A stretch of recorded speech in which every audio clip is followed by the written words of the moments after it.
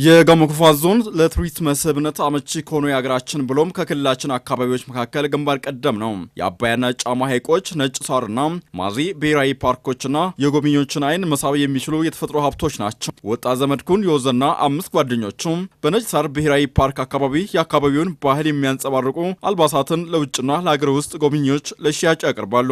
ወጣቶቹ ተደራጅተው ወደ ስራ ከመግባታቸው በፊት ስራ አጥ እንደነበሩ ያስታውሳሉ። አሁን ግን በተፈጥሮ የስራ ዕድል የራሳቸውን እና የቤተሰቦቻቸው ኑሮ እየደጎሙ ስለመሆኑ ይናገራሉ። ይህንንም መንግስት ትልቅ ነገር ነው አደረገልን። ይህንን ሼዱን ምናምን ያሰራልን መንግስት ነው። ቦታውን ከፓርክ ነው ያገኘነው እና ከመንግስት ጋርም ከፓርኩ ጋርም በመናበብ ነው አንድ ላይም እየሰራን ያለ ነው።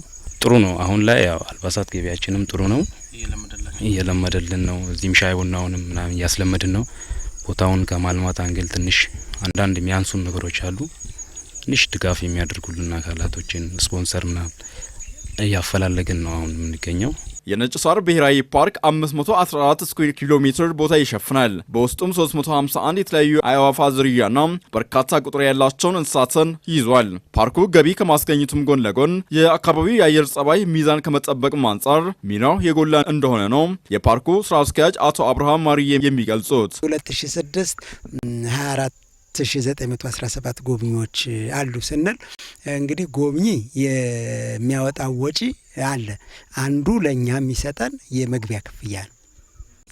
ከመግቢያ ክፍያ ብቻ ነው ከቱሪስቶች የምናገኘው። ሌላው ወደ ማህበረሰቡ ወይንም አገልግሎት ወደሚሰጡ ነው የሚሄደው። ስለዚህ እኛ አሁን በአመቱ ከነዚህ ጎብኚዎች ወደ 1.3 ሚሊዮን ብር አግኝተናል። ስለዚህ 1.3 ሚሊዮን ብር ባለፉት 20 ዓመታት ሲታይ በየአመቱ ከ10 እስከ 15% እየጨመረ ነው የመጣው። የጋሞ ጎፋ ዞን ባህል ቱሪዝምና የመንግስት ኮሚኒኬሽን መምሪያ ያለውን የቱሪዝም ሀብት ወደ ገቢ ማስገኛነት በሚፈለገው ደረጃ ለማሳደግ ተከታታይ ስራዎች እየሰራው ነኝ ብሏል። የተለያዩ የመገናኛ ዘዴዎችን በመጠቀምም የማስተዋወቅ ስራ እየተሰራ ይገኛል ያሉት በመምሪያው የመረጃ ፕሮሞሽንና ማደራጃ የስራ ሂደት አስተባባሪ አቶ ተአምራት ባርግጌ ናቸው። 2006 ዓመተ ምህረት ላይ የውጭ ሀገር ቱሪስት ወደ 40 ሺህ የሚሆን የውጭ ሀገር ቱሪስት ወደ ዞናችን የመጣበት ሁኔታ አለ። ደግሞ የሀገር ውስጥ ቱሪስት ወደ 86 ሺህ የሚደርስ ወደዚህ መጣ። በድምሩ ወደ 128 ሺህ የሚሆን ነው። ከነዚህ ቱሪስቶች የተገኘው ገቢ ምንድነው?